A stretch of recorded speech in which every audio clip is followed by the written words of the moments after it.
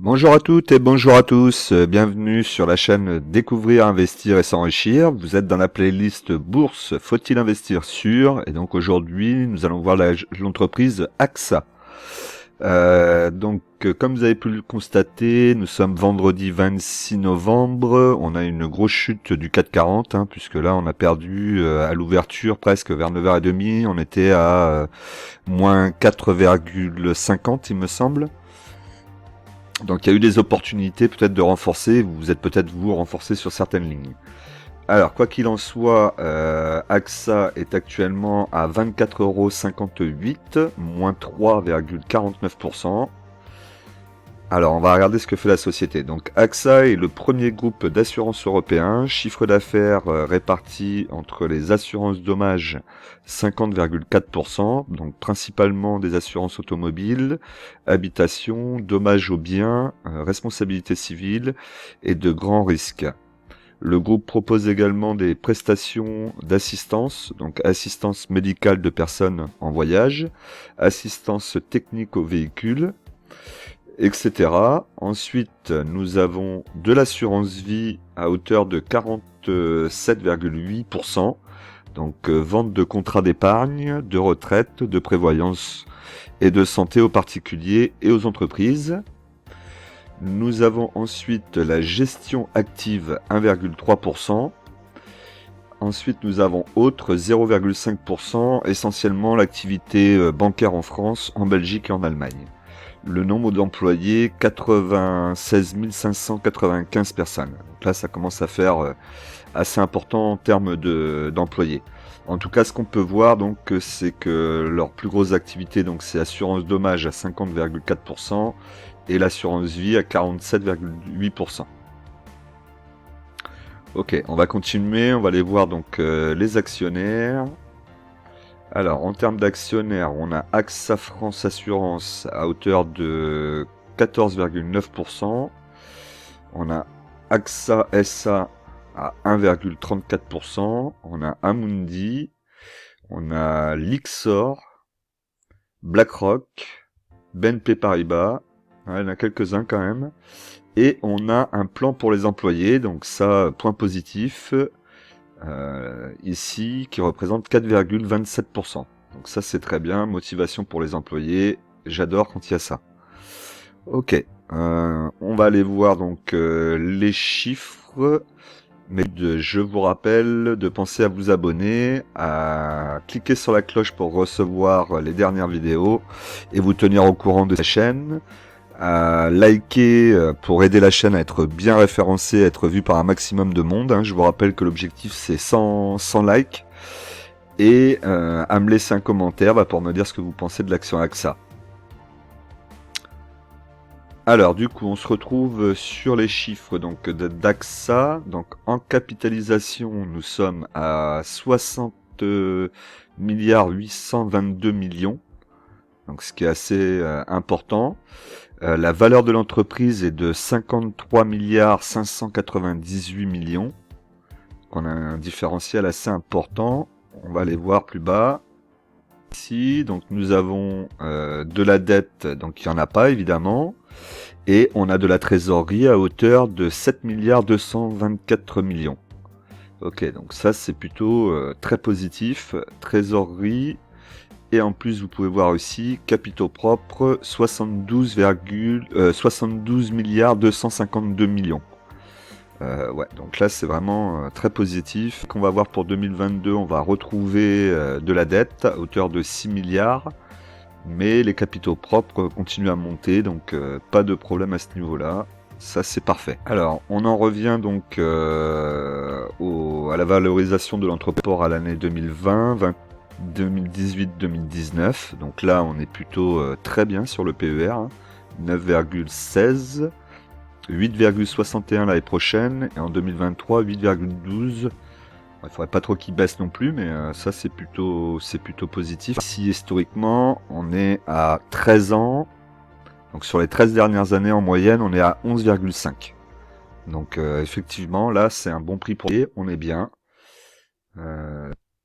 Tout est positif pour le moment, donc ça c'est très bien. Le rendement 5,93% Alors par contre là, on peut se rendre compte que le rendement n'est jamais le même.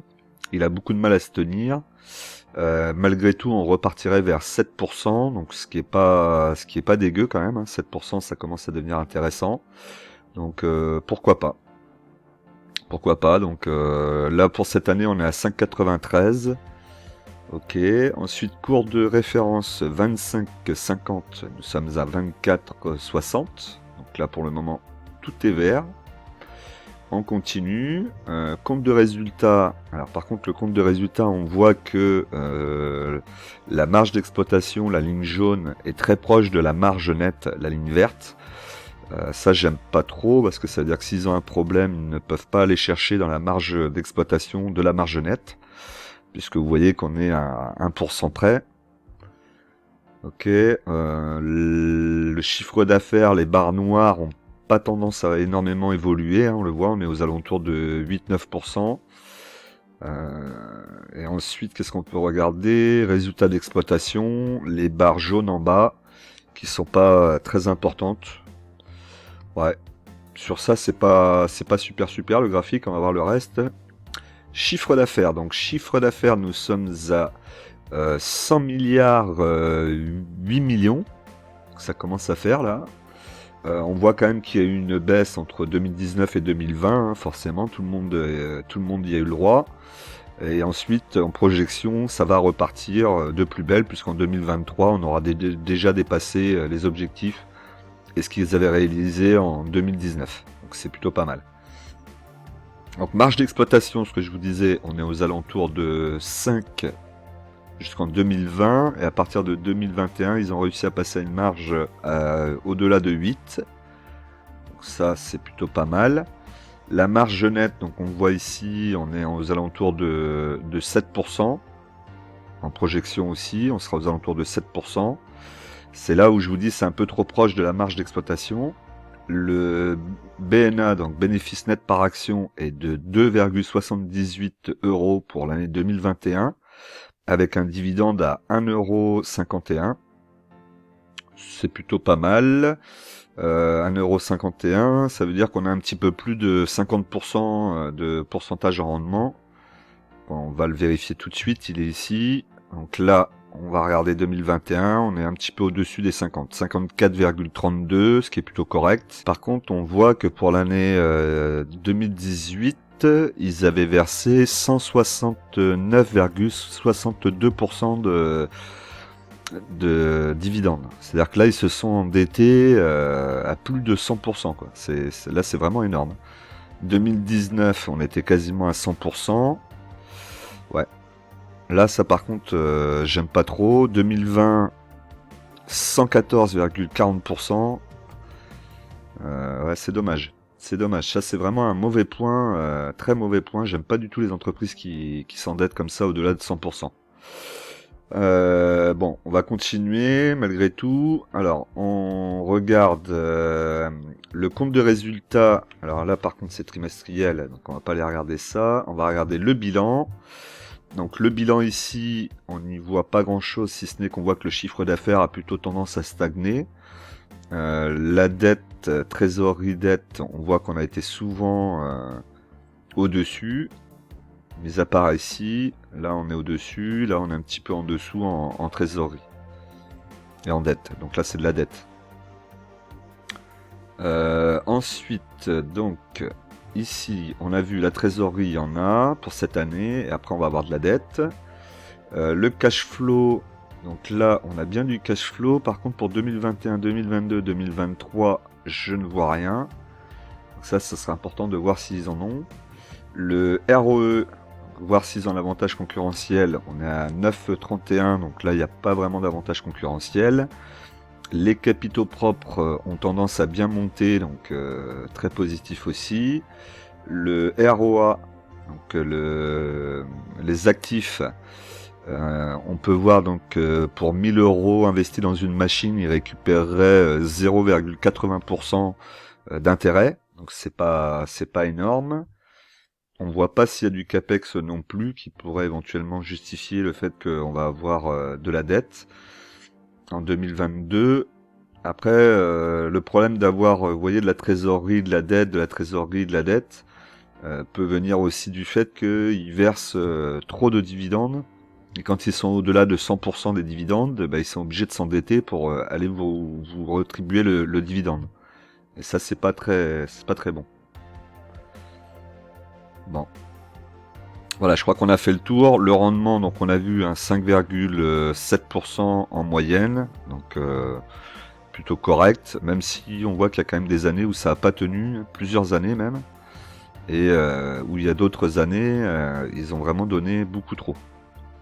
Donc là, je préférerais voir une entreprise qui verse un dividende constant et continu, en progression.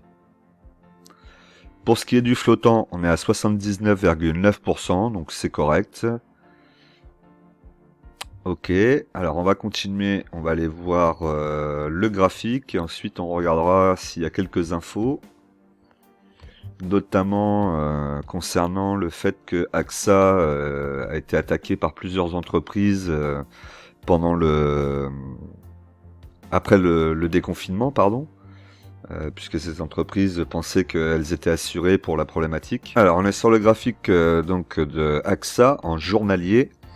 Donc on peut voir que la société est quand même dans une tendance haussière, hein, puisqu'on voit bien ici la ligne bleu clair et la ligne bleu clair en haut. Donc ça c'est déjà la première chose qui est positive. On voit effectivement qu'il y a, il y a un gros gap là ici qui s'est créé. Donc là il va falloir venir rechercher ce gap à un moment ou à un autre. Grosse chute, la mèche qui est venue jusqu'à 24-28. Et là, on aurait un support qui serait aux alentours de 23,51 qui pourrait être pas mal. Hein. Vous voyez que ça a souvent retracé dessus, c'est souvent venu toucher et repartir après la hausse. Donc elle pourrait très bien faire ça, ou elle pourrait repartir de suite à la hausse. Là, c'est difficile à dire. On voit que les marchés ont un petit peu peur là en ce moment, hein, avec le retour du Covid, le variant, là je sais pas si vous avez entendu parler, mais il y a un variant aussi qui est en train d'arriver d'Afrique du Sud. Donc là c'est difficile de se projeter, de voir comment on peut acheter. Moi si je devais rentrer sur cette action, je commencerais à essayer d'y rentrer à 23,51. Voilà, mettre à la limite un ordre d'achat à 23,51 sur une vingtaine d'actions maximum, garder encore du liquide et puis ensuite attendre de voir ce qui va se passer. Si les marchés retracent encore plus fortement, bah vous irez en rechercher une dizaine ou une vingtaine et construire sa ligne comme ça. C'est ce qu'il y a de plus simple plutôt que de toujours essayer de timer le marché et d'acheter toujours au plus bas ou au plus haut. Vous y arriverez pas parce que là c'est peut-être le support va peut-être fonctionner et puis il suffit qu'après-demain il y ait une mauvaise nouvelle sur le Covid et tout va se cracher et on va encore perdre. Et dans ce cas-là, bah, vous allez jamais acheter si vous attendez toujours le point le plus bas. Donc voilà mon conseil, rentrez si vous êtes intéressé sur l'action à 23,51, même si je reste un particulier, hein, donc je vous rappelle que je donne des conseils en tant que particulier, pas en tant que professionnel, donc je peux me tromper, et c'est même pas des conseils, c'est plutôt ce que je pense. Après, libre à vous de faire votre propre analyse, mais quoi qu'il en soit, voilà, pour y rentrer peut-être à 23,51, pas avant, et après attendre de voir ce qui se passe sur les marchés. Et surtout, si vous faites des ordres, ne mettez pas d'ordre à long terme. Maintenant, moi, j'ai mis des ordres d'achat sur 3 actions, mais je les ai mis que pour la journée. Et une fois que la journée sera passée, les ordres vont disparaître, et lundi, on verra ce qui va se passer. Parce qu'il peut y avoir de grosses chutes dans les jours à venir ou dans les semaines à venir. Et il faudrait pas avoir mis un ordre et que ça soit pris et que ça continue à descendre après derrière. Ce serait dommage. Alors, donc on est sur Rendement en Bourse, un site donc que j'ai découvert il n'y a pas si longtemps que ça, où il y a quelques infos dessus. Donc on voit éligible au PEA évidemment. Alors la distribution, AXA SA distribue un dividende à ses actionnaires sans interruption depuis 92. Donc, une fois par an, généralement au mois de mai. On le voit ici, c'est marqué. Donc là, on voit bien au mois de mai. Montant annuel 1,43. Ok, ce qui représente donc cette année 5,61%, ce qui est pas négligeable. Et en payout ratio, nous sommes à 61,67%. Donc ça, je vous rappelle, c'est le pourcentage de redistribution. Ok. On voit donc dividendes versés sans interruption depuis 29 ans. Et donc on va y regarder ici le petit tableau. Donc sur le tableau, ici on peut voir donc un split ici qui a été fait aussi. Donc 4 actions pour une action en portefeuille. Évolution. Hop, ici on a une petite rupture liée au split. Par contre après ça redescend, on remonte jusqu'en 2008. Donc en 2008 on a eu quoi? On a eu la crise, la bulle internet, c'était 2008. Donc on est retombé en 2009 et c'est reparti en croissance plus ou moins jusque 2019. Et donc ici le Covid et ensuite ça repart. D'accord, donc une action qui subit fortement les effets des crashs, hein, bah, c'est un peu normal. Je vois pas de coupure de dividendes, donc ça on va dire que ça reste positif. Alors n'hésitez pas à me dire dans les commentaires s'il y a eu des coupures de dividendes, mais a priori ce n'est pas le cas. Donc ça c'est le côté positif. Par contre vous voyez que dès qu'il y a le moindre petit problème dans la machine, le moindre petit grain de sable, hop, le dividende il est coupé ou bien baissé en tout cas, et ensuite après ça reprend. Donc d'où l'intérêt d'acheter cette action au plus bas et pas chercher sur de la croissance, parce que de toute façon vous aurez peu de croissance sur cette entreprise. Voilà donc ce qu'on pouvait dire concernant donc les problématiques avec leurs assurés suite au Covid. Bah, pour le moment ça a l'air de bien se passer, pas plus d'informations que ça. Je sais qu'il y en a 2-3 qui ont gagné. AXA je crois a même accepté maintenant d'indemniser ses clients, et j'imagine qu'ils doivent être assez intelligents pour se dire que maintenant ils vont refaire signer tous les contrats et qu'ils vont rajouter des clauses par rapport à d'éventuelles situations comme on a connu, et que les gens vont payer encore plus. Et comme ça, au final, AXA devrait pouvoir augmenter un petit peu peut-être ses résultats. Voilà, en tout cas, le côté négatif, c'est marge d'exploitation et marge nette qui sont trop courtes l'une de l'autre pour moi. Côté positif, c'est qu'on n'a pas de dette en tout cas cette année et qu'on a une très belle trésorerie. Comme toujours, je vous rappelle qu'en investissement, les impatients payent pour les patients. On se dit à tout de suite dans une nouvelle vidéo qui va arriver.